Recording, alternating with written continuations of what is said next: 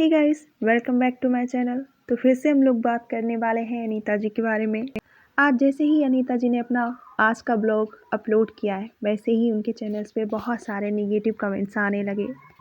आज के ब्लॉग में कुछ ऐसा दिखाया गया जिसकी वजह से अनीता जी को बहुत सारी हेट फेस करनी पड़ी है। ब्लॉग कुछ यूँ था जिसमें अनीता जी, उनका सारा परिवार जो है बैठा हुआ था। उनकी जो नंदे आई थी, चारों लोग वो सब बैठे थे और अपना खाना पीना, चाय पानी, ये सारी चीज़ें हो रही थी।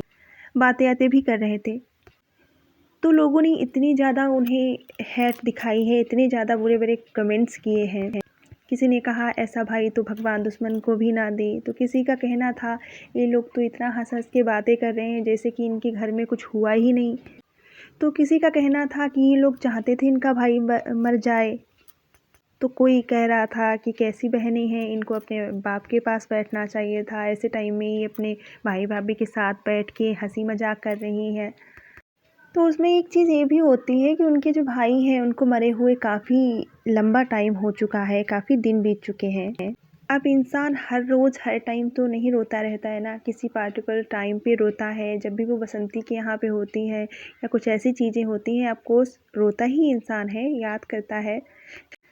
क्या बसंती हैं, उनके घर में बसंती 24 घंटे रोती ही रहती हैं। वो भी ब्लॉग्स में दिखती हैं। कल के ब्लॉग में वो मोबाइल यूज़ करते हुए दिख रही थी, कल परसों के ब्लॉग में। तो ऐसा नहीं है कि इंसान 24 घंटे रोते ही रहता है। अब बहनें हैं, उन भाई हैं, उनका दुख तो वही लोग जानते होंगे, दुखी होंगे। कोई नहीं चाहता उनका किसी का खुद का इंसान चला जाए दुनिया से। अनीता जी के बारे में बहुत सारी चीज़ें फैली हुई हैं कि अनीता जी वहाँ पे शामिल नहीं हुई हैं। ऐसा नहीं है, अनीता जी वहाँ पे शामिल हुई हैं, लेकिन उसके बाद से बहुत सारी चीज़ें ऐसी हुई हैं, सामने आई हैं, जिसके वजह से अनीता जी ने वहाँ जाना एकदम कम कर दिया, नाम मात्र के लिए कर दिया। लेकिन वो गई हैं, ऐसा नहीं है कि वो कतई नहीं गई हैं। बाकी उनके हस्बैंड और बच्चे शामिल हुए हैं। जो इनकी देवरानी है, उनके रिश्तेदार खुद नहीं चाहते कि इन लोगों की आपस में जो है मेल जोल हो, बने। क्योंकि सबको ये पता है कि अगर इन लोगों के परिवार में आपस में बनने लग जाएंगे तो बाकी रिश्तेदारों को भाव देना कम हो जाएगा, उनकी अहमियत कम हो जाएगी। तो सब लोगों का यही मंसूबा रहा है कि इनका परिवार अलग ही रहे, इसमें विभेद ही रहे। वही बताया जा रहा है कि इनकी देवरानी के जो बच्चे हैं वो भी अनीता जी से नहीं बोले, उन्होंने भी बात नहीं की। तो ये सारी चीज़ें इन्हें बुरी लगी और इन्होंने वहाँ का जाना कम कर दिया। वीडियोज़ में भी नहीं लिया गया, जिससे कि इनको ज़्यादा से ज़्यादा लोग हेट दें।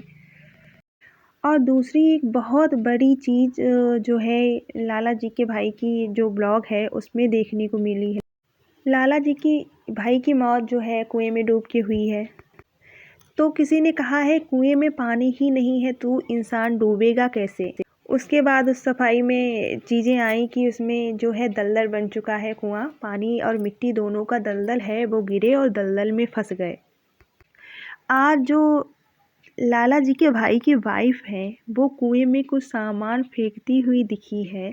और आप लोग गौर करिएगा, जैसे ही इन्होंने वो चीज़ें कुएं में डाली, उससे जो साउंड पलट के आया वो ना पानी का साउंड था, ना दलदल का साउंड था, वो सूखी हुई मिट्टी का साउंड था। इससे साफ जाहिर होता है कुआं सूखा है, कुएं में कोई पानी या दलदल नहीं है।